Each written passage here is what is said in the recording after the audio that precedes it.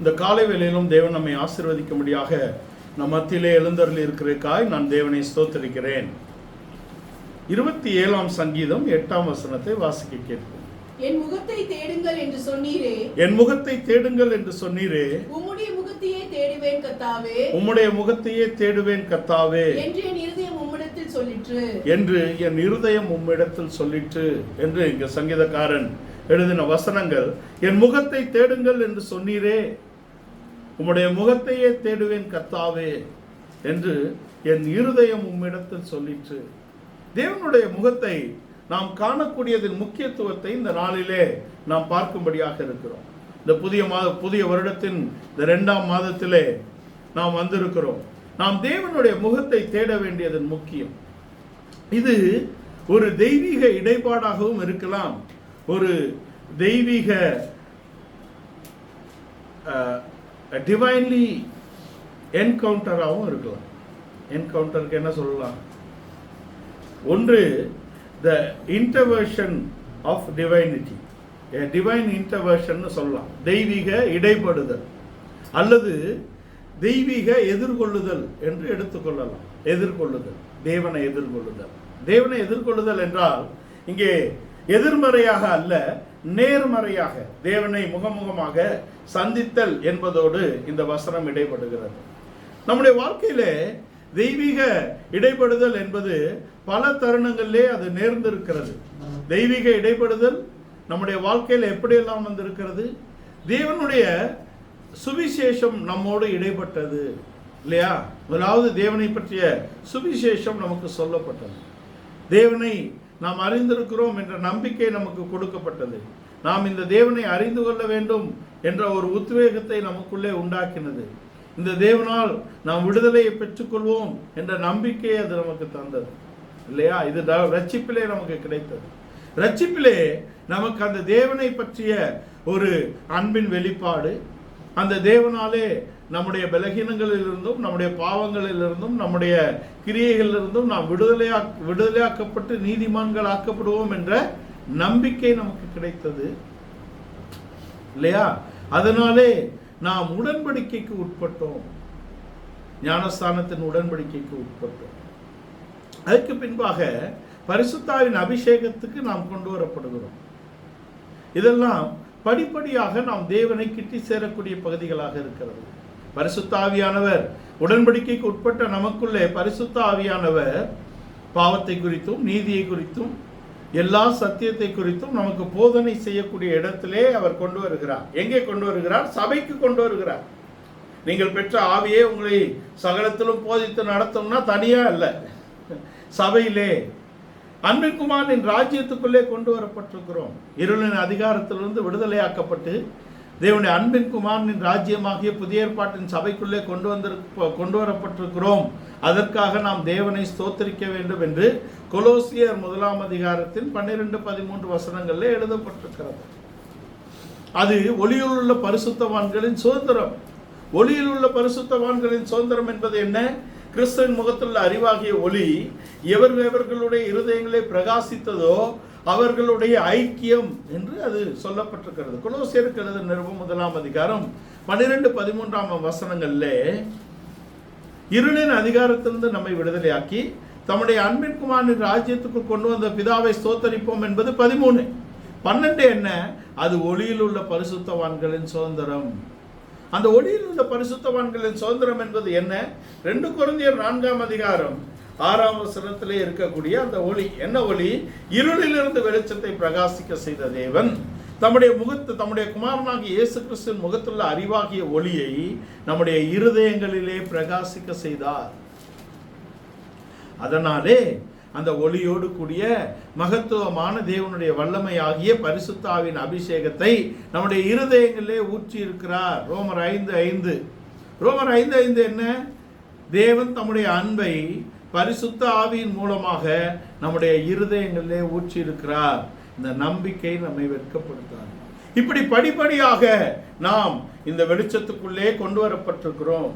உலகம் என்ற இருளில் இருந்தும் மாம்சம் என்ற இருளில் இருந்தும் அங்கே பாவம் என்ற இருளில் இருந்தும் பிசாசு என்ற இருளில் இருந்தும் உலகம் மாம்சம் பிசாசு நம்மை மேற்கொண்டிருந்த காலம் நாம் அநீதிக்கு அக்கிரமத்துக்கும் நாம் அடிமைகளாக இருந்த காலம், முன்னே நாம் செய்து வந்த வழக்கங்கள் என்று எபேசியர் 2ஆம் அதிகாரத்தில் சொல்லுகிறார். அதிலிருந்து நாம் விடுதலையாக்கப்பட்டு கிறிஸ்துவுடையவர்களாக நாம் மாற்றப்படக்கூடிய இடத்திலே நாம் கொண்டு வரப்பட்டிருக்கிறோம். அது அன்பின் குமாரனின் ராஜ்யம், அது பரிசுத்தவான்களின் சுதந்திரம், பரிசுத்தவான்களின் அந்த ஒளியில் உள்ள பரிசுத்தவான்களின் சுதந்திரம்.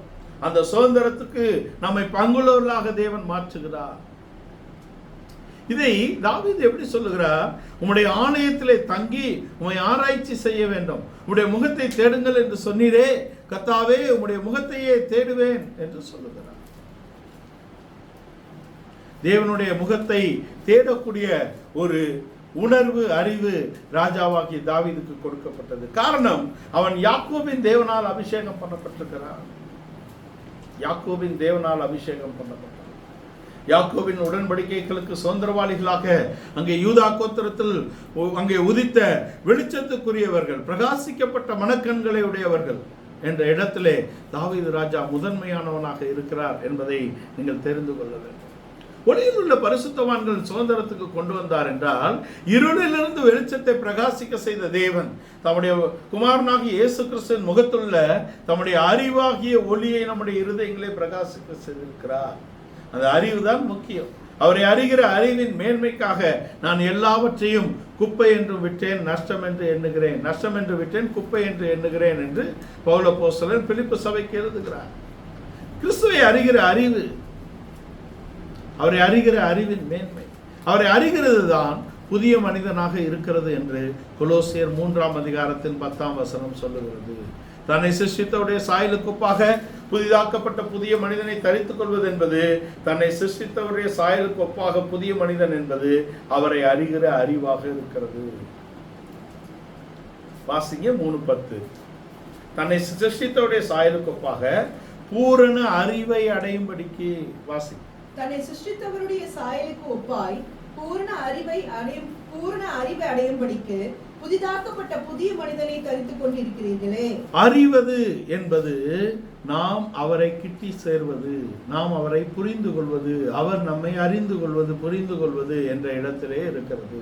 நாம் தேவனை அறிவதும் தேவன் நம்மை அறிவதும் என்ற இடத்தில் தான் அது கடைசியாக வந்து முடிகிறதாக இருக்கிறது. யோவான் அப்போஸ்தலன் இயேசுவை எப்பொழுதும் அறிந்திருந்தான். அவன் ஒரு நாளும் சமூகத்துக்காகவோ மற்றவர்களுக்காகவோ வெட்கப்பட்டு கிறிஸ்துவை விட்டு அவன் பின்வாங்கவில்லை. கிறிஸ்துவை முழுவதுமாக அறிந்து கொள்வதற்கான பரிசுத்த ஆவியின் அபிஷேகம் பெறுவதற்கு முன்பாகவே அவன் அன்பின் சீஷன் என்று அழைக்கப்பட்டவன். அவன் சமூகத்துக்காகவோ மற்றவர்களுக்காகவோ அவர் மேல் சாய்ந்திருப்பதை அவன் விட்டுவிடவில்லை.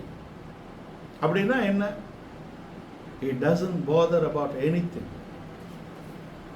எதை குறித்தும் அவன் சற்றும் கவலையற்றவனாக கிறிஸ்துவின் மேல் அன்பு கூறக்கூடியவனாக இருந்தான். ஆனால் அந்த அன்பு என்ன? அந்த அன்பு பரிசுத்தாய் வரும் வரைக்கும் அது ஒரு விக்கிரக ஆராதனையாக மாத்திரம் இருந்தது.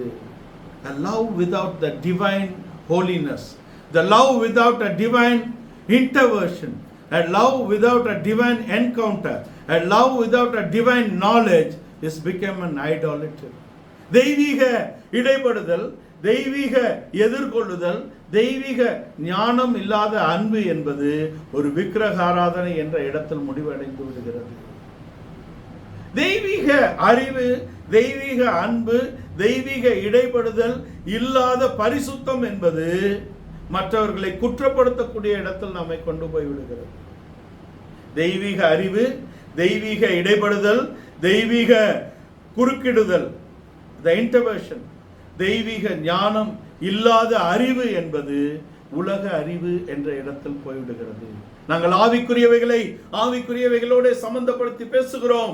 ஜென்ம சுபாவம் உள்ள மனிதன் இதை அறிந்து கொள்ள மாட்டான். நீங்கள் தேடி வாசிக்கலாம், நீங்கள் புரிந்து வாசிக்கலாம், நீங்கள் அறிந்து பேசலாம், நீங்கள் அறிவுள்ளவர்களாக இருக்கலாம். ஆனால் தெய்வீக அறிவு என்பது முற்றிலும் உங்களுக்கு விளங்கக்கூடிய இடத்தில் இருக்காது. ஏனென்றால் அது உங்களுக்கு பைத்தியமாக தோன்றும். until unless you have the encounter with the God. தேவனோடு உள்ள இடைப்படுதலை நீங்கள் அறிந்து கொள்ளும் வரைக்கும் அது உங்களுக்கு வெறும் எழுத்துக்குரிய அறிவாகவே இருக்கும். அது உங்களுக்கு மிகப்பெரிய புத்திசாலித்தனத்தை உங்களிடத்திலிருந்து வெளிப்படுத்துமே தவிர ஒரு தெய்வீகத்தை அது வெளிப்படுத்தாது. தெய்வீக அன்பில்லாத, தெய்வீக அறிவில்லாத ஒரு அன்பு எப்படிப்பட்டது என்றால் அது விக்கிரகாராதனை போல இருக்கிறது. தெய்வீக இடைப்படுதல், தெய்வீக அறிவு, தெய்வீக பரிசுத்தம், தெய்வீக அன்பு இல்லாத ஒரு அன்பு என்பது விக்கிரகாராதனை. தெய்வீகம் இல்லாத ஒரு அறிவு என்பது அது வெறும் அறிவாகவே நின்று விடுகிறது. அது அறிதல் புரிதல் என்ற இடத்திற்கு நம்மை கொண்டு வருகிறது இல்லை. தெய்வீக இடைப்படுதல், தெய்வீக அன்பு, தெய்வீக புரிதல் இல்லாத பரிசுத்தம் என்பது மற்றவர்களை குற்றப்படுத்தக்கூடியதாக இருக்கிறது என்பதை நாம் புரிந்து கொள்கிறோம். அதனால்தான் தாவீது சொல்லுகிறான், உம்முடைய முகத்தை தேடுங்கள் என்றீரே கர்த்தாவே, உம்முடைய முகத்தையே தேடுவேன், உம்முடைய முகத்தையே தேடுவேன் கர்த்தாவே. என் இருதயம் உம்மிடத்தில் சொல்லுகிறது. ஏனென்றால் என்னுடைய உள்ளான மனிதனுக்கும் என்னுடைய இருதயத்துக்கும் புரிகிறது, நான் பெற்றிருக்கக்கூடிய பரிசுத்தம், நான் கொண்டிருக்கக்கூடிய உண்மை, நான் கொண்டிருக்கக்கூடிய அறிவு, உம்முடைய இடைப்படுதல், உம்முடைய அன்பு இல்லாவிட்டால் அது எல்லாம் வீண் என்று தாவீது அறிந்திருந்தார். இந்த அறிவுக்கு நேராக நாம் போய் கொண்டிருக்கிறோம். தேவனை அறியக்கூடிய இந்த அறிவை யாக்கோபு தன்னுடைய வாழ்க்கையிலே பெற்றுக்கொள்கிறார். இந்த அறிவை ஈசாக்கு தன்னுடைய வாழ்க்கையிலே பெற்றுக்கொண்டார். இந்த அறிவை ஆபிரகாம் தன் வாழ்க்கையிலே பெற்றார். ஆபிரகாம், ஈசாக்கு, யாக்கோபு என்ற முற்பிதாக்களுடைய வாழ்க்கையிலே இந்த தெய்வீக இடைப்படுதல், தெய்வீக எதிர்நோக்கு இருந்தது என்பதை நாம் தெரிந்து கொள்ள வேண்டும். எப்பொழுது மகிமையின் தேவனை தரிசித்தவனாக ஆபிரகாம் புறப்பட்ட பொழுதா அங்கும் குறைபாடுகள் இருந்தது. அவன் சர்வவல்லமையுள்ள தேவனை தரிசித்த பொழுதா அங்கும் குறைபாடுகள் இருக்கிறது. அவன் உன்னதமான தேவனுடைய ஆசாரியனால் உன்னதமான தேவனுடைய ஆசீர்வாதத்தை பெற்றுக்கொண்ட பின்பும் அவர் கேட்கிறார் 15ஆம் அதிகாரத்துல, நான் உனக்கு மகாபலனா இருக்கிறேன், பிள்ளை இல்லையே அப்படிங்கிறார். எலியேசரை நான் என்னுடைய இஷ்டத்தின்படி அவனை சுதந்திரவாளியாக நான் ஏற்படுத்தட்டுமா அப்படின்னு கேட்கிறார் தேவன்கிட்ட. Still he is not encountered with God exactly as God willing. தேவனுடைய முன்குறிப்பின்படி தேவனை இன்னும் ஆபிரகாம் தரிசிக்கவில்லை என்பதாக இது காண்பிக்கிறது. தெய்வீக இடைப்பாடு, தெய்வீக தரிசனம் ஆபிரகாமுடைய வாழ்க்கையிலே வந்திருந்தாலும் கூட அது இன்னும் முழுமை பெறாத இடத்தில் தான் மெல்கிசேதேக்கின் முழுமை அங்கு வந்தாலும் கூட அவர் தன்னுடைய குறைவுகளை வெளிப்படுத்தக்கூடிய இடத்தில் தான் 15ஆம் அதிகாரம் இருக்கிறது. உன் கர்ப்ப பிறப்பானவனே உனக்கு சுதந்திரவாளியாக இருப்பான் என்று சொன்னதை விசுவாசித்த அவன் விசுவாசித்தான். அது அவனுக்கு நீதியாக எண்ணப்பட்டது என்று சொன்னாலும் தன்னுடைய எழுத்தின்படியான சுதந்திரமாகிய கானானை குறித்த ஒரு நம்பிக்கை ஆபிரகாமுக்குள் பரிபூர்ணமாக வரவில்லை. இது அவனை மேலும் ஒரு சறுக்கலுக்கு நேராக கொண்டு போகிறதாக இருக்கிறது. அதுதான் இஸ்மவேலின் பிறப்பு. மாம்சத்தின்படி அவன் இஸ்மவேலை பெற்றெடுத்தான் என்றால் மாம்சத்தின்படி இரத்தத்தின்படி என்று எழுதப்பட்டிருக்கிறதே, மாம்சமும் இரத்தமும் வேறு வேறா என்று கேட்டால் பிறப்பிலே ரெண்டும் அது in physical biological means it is one, but in spiritual mean it is different. அது சரீர பிரகாரமாக ஒன்றாக எண்ணப்பட்டாலும் அது ஆவிக்குரிய ரீதியிலே ரெண்டு வெவ்வேறான கருத்துக்களை உடையதாக இருக்கிறது.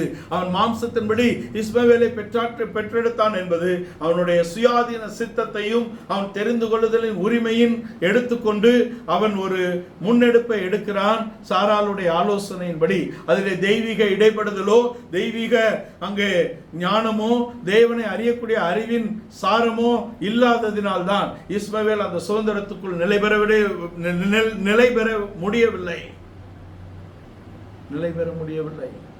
மாம்சத்தின்படி ஒருவனை பெற்றெடுத்து விட்டான். தேவனுடைய அங்கே சமூகத்திலிருந்து அவர் விலகி போனார் என்று நாம் பார்க்கிறோம். இஸ்மவேலை பெற்றெடுக்கும் பொழுது 86 வயது.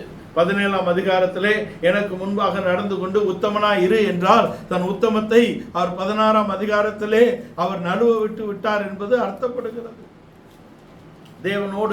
தேவன் தன்னோடு நடக்கும்படியான அனுபவத்தை பெற்ற ஆபிரகாம் இப்பொழுது தேவனுக்கு முன்பாக நடக்கக்கூடிய எனக்கு முன்பாக நட என்றால் you go in front of me in my guidance and in my protection, directions and protection. என்னுடைய திசை, நான் காட்டும் திசையிலே, நான் காட்டும் வழியிலே, நான் சொல்லுகிறபடி நட என்ற இடத்துக்கு ஆபிரகாம் கொண்டு வரப்படுகிறார்.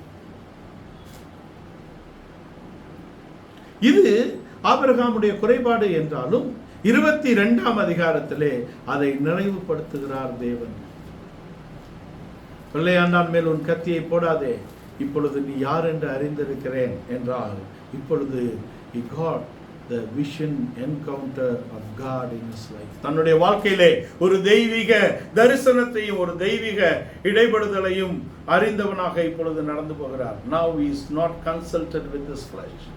எனக்கு ஒரு அழைப்பு வந்த பொழுது நான் என் மாம்சத்தோடும் இரத்தத்தோடும் யோசனை பண்ணவில்லை என்று அப்போஸ்தலனாகிய பவுல் சொல்லுகிறாரே, அதை போலவே ஆபிரகாம் எங்கேயும் அதை யோசனை பண்ணதாகவோ அதை விளக்கி பேசியதாகவோ எழுதப்படவில்லை. அமைதியாக ஈசாக்கை அழைத்து கொண்டு தேவன் குறிப்பிட்ட இடத்துக்கு நேராக தன்னுடைய பிரயாணத்தை ஆரம்பித்த ஆபிரகாமுடைய வாழ்க்கையிலே ஒரு தெய்வீக இடைபடுதல், ஒரு தெய்வீக அறிவு, ஒரு தேவனை பற்றிய அறிவு, தெய்வீக அன்பு அங்கே உதித்திருக்கிறது என்பதை நாம் தெரிந்து கொள்கிறோம். இதுதான் ஆபிரகாமுடைய வெளிச்சத்தில் நடக்கக்கூடிய வாழ்க்கையாக இருக்கிறது.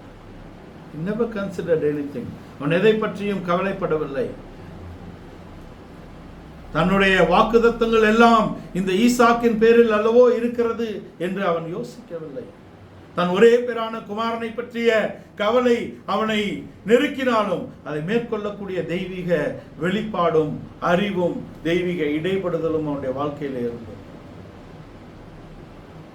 No other secondary thoughts. இரண்டாவதான எந்த விதமான ஆலோசனையின் எண்ணங்கள் இல்லாதவனாக அவன் பிரயாணத்தை ஆரம்பிக்கிறான்.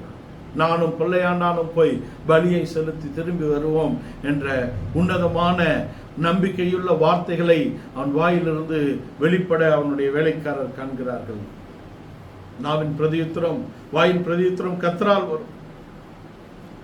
அங்கே அவன் பலி செலுத்த போகிறவன் நம்பிக்கையோடு சொல்லுகிறான், நானும் பிள்ளையாண்டானும் போய் பலி செலுத்தி திரும்பி வருவோம் என்ற வெளிச்சம். பிள்ளையாண்டானுடைய வயது 30 தாண்டி விட்டது இல்லையா? 30லிருந்து 37க்குள் இருக்க வேண்டும். 100 வயதில் பெற்றிருக்கிறார். சாராளுக்கு அதுக்கு அடுத்த அதிகாரத்தில் 127 வயது. இவ்வளவே சாராளின் வயது என்று குறிப்பிடப்பட்டிருக்கிறது. அப்படி என்றால் 90லிருந்து 37 வரைக்கும், அங்கே 90லிருந்து 127 வரைக்கும் 37 வயது. 90வது வயதிலே ஈசாக்கை பெற்றிருந்தால் ஈசாக்கின் வயது 30லிருந்து 37 வயதுக்குள் இருக்க வேண்டும் பலி செலுத்த போகும் பொழுது. பிள்ளையாண்டான் என்று சொல்லப்பட்டிருக்கிறது. Isaac got an godly encounter.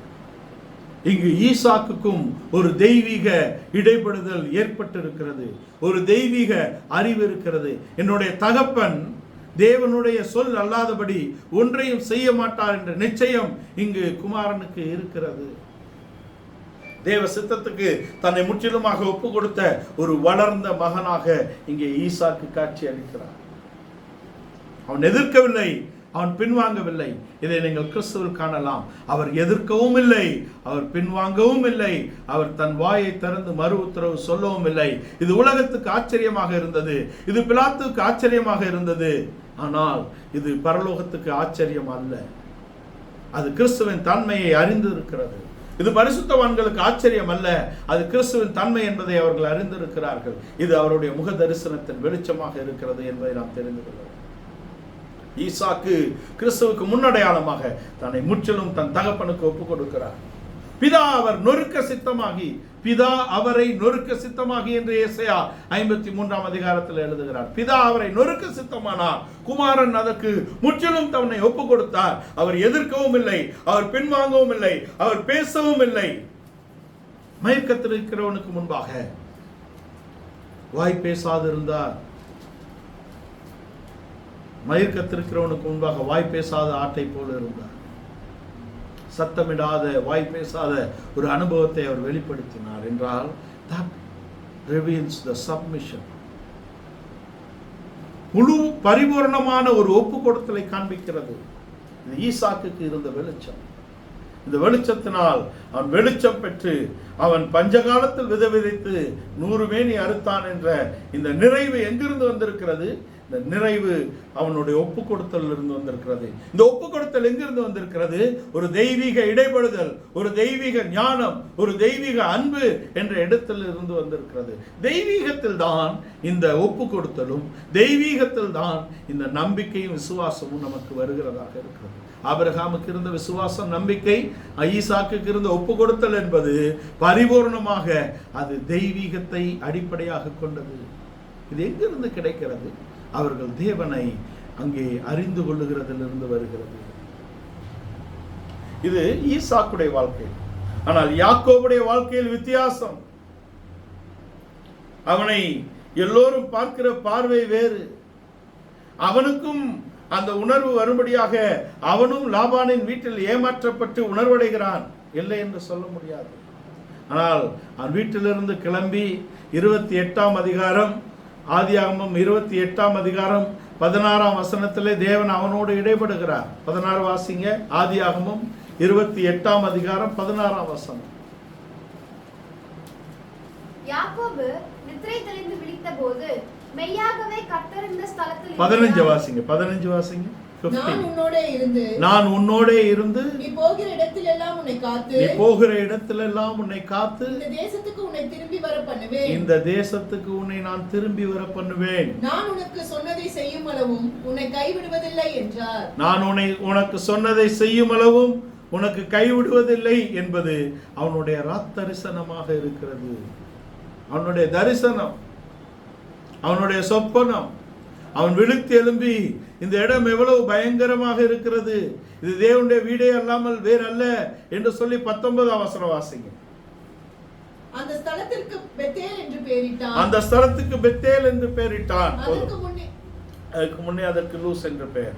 அந்த இடத்துக்கு அவன் பெத்தேல் என்று பெயரிட்டான். பெத்தேல், பேத் என்பது வீடு, ஏல் என்பது தேவன். தேவனுடைய வீடே அல்லாமல் வேற அல்ல, இது தேவனுடைய வீடு என்று அவன் பெத்தேல் என்று பெயரிட்டான். ஆனால் அவனுடைய வாழ்க்கை மாறிவிட்டதா? அவனுடைய பிரயாணம் மாறிவிட்டதா? அவனுடைய பார்வை மாறிவிட்டதா? அவனுடைய பேச்சு மாறி இருக்கிறதா? அவனுடைய கிரியை மாறி இருக்கிறதா? அவன் வாழ்க்கையின் போராட்டம் மாறிவிட்டதா? அவனுடைய ஓட்டம் அங்கே மாறிவிட்டதா? எதுவுமே மாறல. இன்னும் ஓடிக்கொண்டிருக்கிறான். இன்னும் ஏமாற்றி தான் பிழைக்க வேண்டும். லாபானின் வீட்டிலும் அவன் தன்னுடைய யுக்திகளை அங்கே பிரயோகப்படுத்தி தான் சம்பாதிக்க வேண்டும். போன உடனே ஒரு ஸ்டண்ட் பண்றாரு இல்லையா? அந்த ஊருக்கு போன உடனே அங்க ஒரு ஸ்டண்ட் பண்றாரு. இன்னைக்கும் ஸ்டண்ட் பண்றவங்க இருக்கிறாங்க. Spiritual stunts they do. அது தங்கள் பக்கம் ஜனத்தை ஈர்ப்பதற்காக செய்கிறார்கள். பேச்சிலே, பலத்திலே, கிரியையிலே அவர்கள் செய்யக்கூடியது தங்களை அடையாளப்படுத்த. they are not real fathers.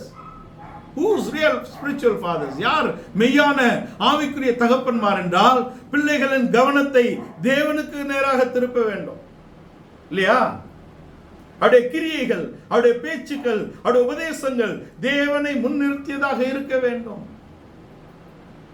இல்லையா? அதுதான் வேணும். இங்கே இவர் ஒரு ஸ்டன் பண்றாரு. அங்க போன இடத்துல பொம்பளை பிள்ளைங்க ஆடு மேய்ச்சிட்டு வருது. எல்லாரும் வந்த அப்புறம் தான் கல்லை பெரட்டுவோம், வெயிட் பண்ணுங்கன்னு சொன்னா இவர் எழும்பி கல்லை பெரட்டி அங்க ஒரு ஸ்டன் பண்றார். கல்லை பெரட்டினது ஒரு பெரிய வியூ. அங்கே ஜனங்கள்லாம், அதுல ஆடுகள் எல்லாம், அங்கே ஆடுகள் எல்லாம் தண்ணீர் குடித்து திருப்தி அடைந்தது. ஆனால் நிலைக்கலையே, அவர் மாறலையே, அவர் ஓட்டம் இன்னும் முடியலையே இல்லையா? அங்க போய் அவருக்கு பிரியமான ராகேலை அவர் கேட்கிறார். ஆமா தானே? ராகேல கேட்கிறார். அவர் லேயால கொடுக்கிறார். ஏன்? இன்னும் சரியான பார்வை அவனுக்கு அமையவில்லை. ஏனென்றால் இன்னும் அவன் தேவனை தரிசிக்கவில்லை. சொப்பனத்தில் பார்த்திருக்கிறான், தரிசனத்தில் பார்த்திருக்கிறான், நம்பிக்கை கிடைத்திருக்கிறது. யாக்கோபு ஈசாக்கின் பயபக்திக்குரியவர் தன்னோடு இருப்பதாக அவன் சொல்லக்கூடிய நாள் வரைக்கும் கூட அவனுக்கு சரியான வெளிச்சம் கிடைக்கவில்லை. அவனுடைய பார்வை மாறவில்லை. அவனுடைய கிரியைகளிலே அந்த வித்தியாசங்கள் இன்னும் கொண்டு வரப்படவில்லை. அவன் எப்பொழுதும் போல தன் யுக்திகளை பிரயோகிக்கக்கூடிய இடத்தில் இருக்கிறான். இல்லையா? அதிரடியான கிரியைகளை செய்து தான் யாக்கோபு என்பதை வெளிப்படுத்தும்படியாக அவர் விரும்புகிறார். போன ஊர் இன்னொரு ஊர், அங்க ஒரு வழக்கம் இருக்கு. கல்ல பெரட்டி அங்க ஒரு அதிரடியான கிரியை செய்கிறார். இந்த கிரியை எதுக்கு செஞ்சாரு? எதுக்கு செஞ்சாரு? இத to get everybody's focus into him. தனக்கு நேராக எல்லோருடைய பார்வை திரும்ப வேண்டும். லேயாள் ராகேலுடைய பார்வை லேயாள் ராகேலை தான் கவர வேண்டும். இந்த செய்தி லாபானுடைய காது வரைக்கும் எட்ட வேண்டும், இல்லையா? தன்னை முன்னிலைப்படுத்தக்கூடியது என்பது உங்களுடைய அறிவு, உங்களுடைய யுக்தி, உங்களுடைய பராக்கிரமம். ஆனால் அதில் தெய்வீகம் இல்லாதவரை அது மாம்சத்துக்குரியது. நீங்கள் தெய்வீக அழைப்பை நீங்கள் அறிந்து கொள்ள முடியாது. தெய்வீக கிரியை உங்களுடைய வாழ்க்கையிலே நிறைவேற முடியாது. குறைபாடு தான் இருக்கும், இல்லையா? லாபானுடைய வீட்டிலே எத்தனையோ பிரச்சனைகளை அவன் அங்கே எதிர்கொண்டாலும் கூட அவனும் அங்கு ஏமாற்றப்பட்டு உணர்வடைகிறான். விடிஞ்சு பார்த்தா அது லேயாள், ராகேல் இல்லை. இன்னொரு 7 வருஷம் காற்றாய் போய்விட்டது. சனப்பொழுதாக தெரிகிறது. அது அன்பு. ஒரு மாம்சீகமான ஒரு அன்பே அவனுக்கு காலத்தை பெரிதாக எண்ணக்கூடிய அளவில் வைக்கவில்லை என்றால், ஒரு தெய்வீக அன்பு நம்முடைய முழு வாழ்நாள் பத்தாது என்ற அளவுக்கு நம்மை தேவனோடும் தேவனுடைய வார்த்தையோடும் அவருடைய சமூகத்தோடும் இணைக்கக்கூடியதாக இருக்க வேண்டும். அதுதான் மெய்யான தெய்வீக அன்பாக இருக்க முடியும். How can you calculate days and times you were spending with God?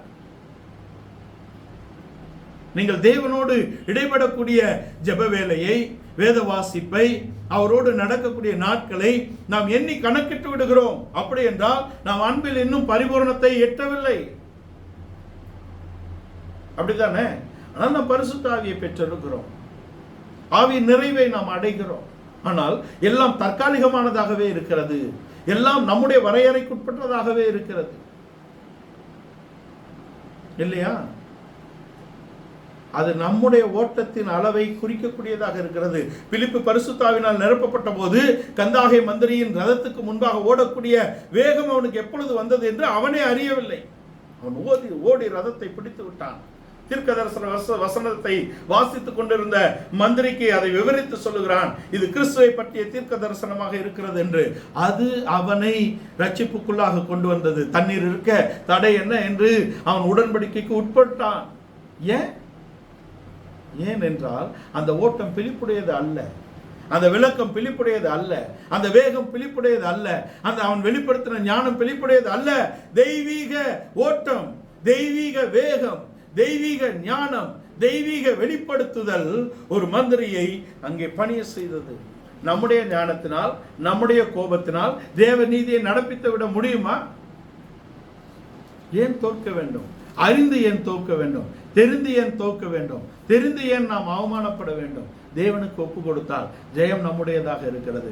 யாக்கோபுடைய வாழ்க்கையிலே பெத்தேலில் கிடைக்காத வெளிச்சம். 30:1 வாசிங்க. 30 ஆதியாகமம் 30ஆம் அதிகாரம் முதல் வசனம். 32:1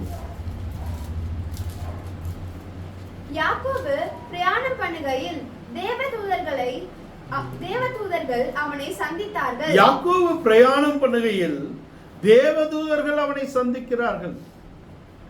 ஆனால் தேவதூதர்களுடைய சந்திப்பு அவனுக்குள் மிகவும் பெரிய ஒரு வெளிச்சத்தை கொண்டு வந்து விடவில்லை. மக்னாயிம் என்று சொல்லுகிறான் 2ஆம் வசனம்.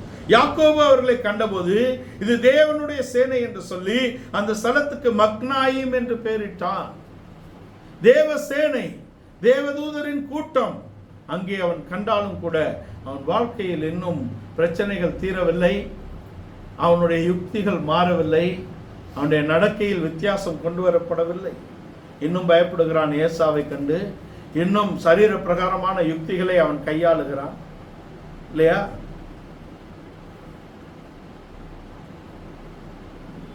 அதுதான் அவனுடைய விஷயமாக இருக்கிறது. அப்ப பெத்தேலிலும் ஒரு பெரிய வித்தியாசம் அவனுக்கு வந்துவிடவில்லை. நம்பிக்கையை பெற்றிருக்கிறான். தேவன் தன்னை நடத்துவார் என்று உடன்படிக்கையும் அவரோடு செய்து விட்டான். அதுக்கு பின்பாக லாபானின் வீட்டிலும் அவர்தான் தப்பு வைக்கிறார். யாக்கோபின் வல்லவர் என்னோடு இல்லாதிருந்தால் நீங்க என்னை ஏமாத்தி இருப்பீங்கன்னு சொல்றான். உண்மைதான். லாபான் இவனை விட பயங்கரமான ஆளு இல்லையா? இவனே எத்து வேலையெல்லாம் காண்பிப்பான் என்றால் அவன் சித்து வேலையெல்லாம் காட்டக்கூடிய ஆளு. அங்கிருந்து தேவன் அவனை தப்பித்து கொண்டு வந்து இருக்கிறார் இல்லையா? எப்படி நாம் அறிந்தபடி யோசேப்பு பிறந்த உடனே அவர்கள் வந்துட்டாங்க. ஆனால் இங்கு பெரியலுக்கு பின்பும் அவனுடைய பயம் போகவில்லை. ஏசா வருகிறான்னு பெரிய சேனை, மக்னாயிம்னு பேர் வச்சாச்சு இல்லையா? இதையும் தெய்வீக இடைபடுதல் என்று எடுத்துக்கொள்ளலாம். ஆனால் இதுவும் மாற்றத்தை கொண்டு வரவில்லை. தேவனுடைய வீடோ தேவனுடைய தூதர்களின் சேனையோ இடைபெட்டும் கூட யாக்கோபில் எந்தவித மாற்றமும் இல்லை. எங்கு மாற்றம் வருகிறது? இன் பெனியேல். பெனியேலில் தான் அவனுக்கு மாற்றம் வருகிறது. அந்த இடத்துக்கு அவன் பெனியேல் என்று பெயரிட்டான். பெனே என்றால் ஃபேஸ், ஏல் என்றால் தேவன். தேவனுடைய முகத்தை அவன் கண்ட நாளில்தான் அந்த வித்தியாசம் அவனுக்கு வருகிறது. தேவனை முகமுகமாக கண்டேன் என்ற இடத்தில் தான் அவனுக்கு வித்தியாசம் வருகிறது. 30ஆம் வசனம், 32ஆம் அதிகாரம் 30ஆம் வசனம். அப்பொழுது யாக்கோபு, நான் தேவனை முகமுகமாய் கண்டேன், உயிர் தப்பி பிழைத்தேன் என்று சொல்லி அந்த ஸ்தலத்துக்கு பெனியேல் என்று பெயரிட்டான். பெனியேல் என்ற இடத்தில் தான் அவனுக்கு அந்த வெளிச்சம் உதிக்கிறதாக நாம் பார்க்கிறோம். பெனியேலில் தான் அவனுடைய முழுவதும் ஒரு புரிதலுக்கு நேராக அவன் வருகிறான். பெனியேல் என்ற இடத்தில் தான் அவனுடைய எல்லாம் மாறுதல் அடைகிறது. அவனுடைய பேச்சு, அவனுடைய நடக்கை, அவனுடைய தந்திரம் எல்லாம் மாறி அவன் முழுவதுமாக இப்பொழுது தெய்வீகத்தினால் நிரப்பப்படுகிறான். தன் பலத்தை இழக்கிறான், தன் ஞானத்தை இழக்கிறான், தன் யுக்திகள் எல்லாம் வீண் என்று அறிகிறான். நீர் என்னை ஆசீர்வதித்தால் ஒழிய நான் விட மாட்டேன். அவர் கேட்கிறார், உன் பேர் என்ன? யாக்கோபு. உன் பேர் என்ன? நமக்கு தெரிய வேண்டும். இன்றைக்கு நாம் உன் வானத்திலிருந்து குதித்த பரிசுத்தவான்களாய் விடுகிறோம். நம்முடைய வஸ்திரம், நம்முடைய இருக்கை, நம்முடைய நடக்கை நம்மை பரிசுத்தவான்கள் என்று சொல்லுகிறது. பவுல் அப்போஸ்தலன் சொல்லுகிறான், சாகும் வரைக்கும் சொல்லுகிறான், நான் கிறிஸ்துவின் சபையை துன்பப்படுத்தினவன், நான் கிறிஸ்துவுக்கு எதிராக செயல்பட்டவன், அகால பிறவி போன்றவன், பாவிகளில் பிரதான பாவி என்று சொல்லுகிறான். நாம் நீதிமான்கள் ஆக்கப்பட்டது மெய். ஆனால் தேவனுக்கு முன்பாக நம்முடைய பழைய நடக்கையை குறித்த அந்த நடுக்கம் நமக்கு இருக்க வேண்டும். அதுக்காக நாம் பாவி என்று அறிக்கை செய்வதை நான் சொல்லவில்லை. நாம் எல்லோரும் நீதிமான்களாக்கப்பட்டிருக்கிறோம். ஆனால் நம்முடைய கிரியினால், நம்முடைய ஞானத்தினால், நம்முடைய வல்லமையினால், நம்முடைய அன்பினால், நம்முடைய பரிசுத்தத்தினால் அல்ல. தேவனுடைய அன்பு, தேவனுடைய இரக்கம், தேவனுடைய கிருபை, அவருடைய காருண்யம், அவருடைய ஈவினால் நாம் ரட்சிக்கப்பட்டிருக்கிறோம். அவருடைய ஞானம், அவருடைய கிருபை, அவருடைய பலன், அவருடைய பராக்கிரமம் நம்மை தப்புவித்து வைத்திருக்கிறது என்பதை உணர்ந்தவர்களாக நாம் இருக்க வேண்டும். அதுதான் சொன்னேன், நாம் அந்த உணர்வு நமக்கு வேண்டும். நீ யாரு? நான் இஸ்ரவேல் என்று மாற்றப்படும். நீ யாரு? நான் யாக்கோபு அல்ல, நீ இஸ்ரவேல் என்று மாற்றப்படும். நீ தேவனுடையவனாக மாற்றப்பட வேண்டும் என்றால் you should have an exact encounter with the word, with the spirit, with the face of God. தேவனுடைய வார்த்தையோடும், தேவனுடைய ஆவியோடும், தேவனோடும் சரியான இடைபடுதலும் எதிர்கொள்ளுதலும் நம்முடைய வாழ்க்கையில் வரும் பொழுதுதான் மெய்யாகவே நம்முடைய ஆவிக்குரிய வாழ்க்கை மாறுகிறதாக இருக்கிறது. நம்முடைய மெய்யான சாபங்கள் நீங்கக்கூடியதாக இருக்கிறது என்பதை நாம் தெரிந்து கொள்கிறோம். அவனுடைய சாபங்கள் எல்லாம் இங்கு மாற்றப்படுகிறது. யாக்கோபு என்ற தன்மை முற்றிலும் மாற்றப்படக்கூடிய இடத்துக்கு அவன் வருகிறான். ஆனாலும் சிறு குறைபாடுகள், அதுக்கு பின்பாக வரக்கூடிய காரியங்கள், அதுக்கு பின்பாக தேவன் அவனை மீண்டும் இஸ்ரவேல் என்ற இடத்துக்கு கொண்டு வருகிறார். அவர் இஸ்ரவேலின் தேவன் என்று அறியப்படுகிறார். அவர் இஸ்ரவேலின் சேனைகளின் கர்த்தர் என்று அறியப்படுகிறார். அவர் இஸ்ரவேலின் பரிசுத்தர் என்று அறியப்படுகிறார். என்ற இடத்திலே இஸ்ரவேல், யாக்கோபு இஸ்ரவேலாக மாற்றப்படுகிறார். நம்முடைய வாழ்க்கையிலே, நம்முடைய ஆவிக்குரிய வாழ்க்கையிலே நாம் மெய்யாகவே நம்முடைய நடக்கையிலும், பேச்சிலும், நம்முடைய கிரியையிலும், நம்முடைய ஜீவியத்திலும் எல்லாவற்றிலும் மாறுதல் வர வேண்டும் என்றால் மெய்யாக, சரியாக தேவனுடைய வார்த்தையோடு, வார்த்தை நம்மோடும் இடைபடக்கூடிய அனுபவத்துக்கு நம்மை ஒப்பு கொடுக்க வேண்டும். தேவனுடைய ஆவி நம்மோடு இடைபடுவதற்கு நாம் சரியாக ஒப்பு கொடுக்க வேண்டும். தேவ சமூகம் நமக்கு முன்பாக எப்பொழுதும் இருக்க வேண்டும். நான் கர்த்தரை எப்பொழுதும் எனக்கு முன்பாக வைத்திருக்கிறேன், அவரின் வலது பாரிசத்தில் இருக்கிறபடினால் நான் அசைக்கப்படுவதில்லை என்று சொல்லுகிறார். என் முகத்தை தேடுங்கள் என்றீரே, கர்த்தாவே உம்முடைய முகத்தையே தேடுவேன் என்று என் இருதயம் எனக்கு சொல்லுகிறது என்று சங்கீதக்காரன் சொல்லுகிறார். இந்த காலை வேளையில இந்த வசனங்களுக்கு நாம் முற்றிலுமாக ஒப்பு கொடுப்போம். மெய்யாக தேவனை தேடுவோம். ஒரு தெய்வீக உடன்படிக்கைக்கு நாம் உட்படுவோம். ஒரு தெய்வீக இடைபடுதல் நம்மோடு இருக்கட்டும். தேவனை நாம் தேவனுக்கு ஏற்றவர்களாக எதிர்கொள்ளக்கூடிய இடத்துல இருப்போம். அவருடைய முக தரிசனத்தை தேடுவோம். என் முகத்தை தேடுங்கள் என்று சொன்னீரே, நம்முடைய முகத்தையே தேடுவேன் கர்த்தாவே. நம்முடைய இருதயம் சொல்லட்டும். நம்முடைய உள்ளான மனிதனிலே அவரை அறியக்கூடிய, அவரை சேரக்கூடிய, அவரை பற்றி கொள்ளக்கூடிய ஒரு நம்பிக்கை பிறக்கட்டும். மெய்யாகவே தேவன் நம்மோடு இடைபடுவாராக.